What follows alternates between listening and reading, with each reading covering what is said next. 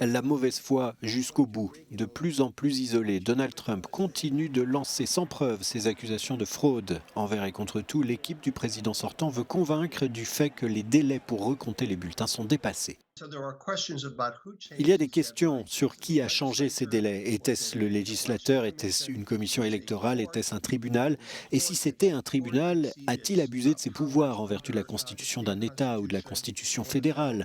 C'est ainsi qu'ils essaient de tirer parti de ces affaires, en essayant de les faire passer du niveau d'un État au niveau fédéral, afin de pouvoir les soumettre, espèrent-ils, aux juges fédéraux de la Cour suprême qui ont été nommés par Donald Trump. Les procédures principales ont été lancées dans les États clés de la Géorgie, du Nevada, du Michigan et de Pennsylvanie, les derniers États à annoncer leurs résultats. Il y a 20 ans, la course entre George Bush et Al Gore avait été gagnée après qu'une bataille juridique sur la Floride était allée jusqu'à la Cour suprême. Mais les juristes ne s'attendent pas cette fois à ce que la même chose se produise. 2000 est probablement l'élection qui revient le plus à l'esprit quand on parle de la Cour suprême. La Cour suprême avait revu la décision de la Cour de Floride et avait émis son avis le 12 décembre, juste avant la date limite pour nommer les grands électeurs.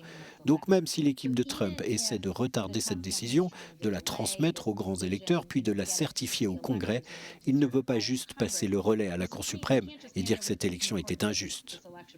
Trump dit qu'il va se battre jusqu'à la Cour suprême, mais on ne sait pas si toutes les poursuites qu'il intente vont aller jusque-là, et même si l'une d'entre elles serait de nature à changer le résultat de l'élection. Jack Parrock, Euronews, Washington, D.C.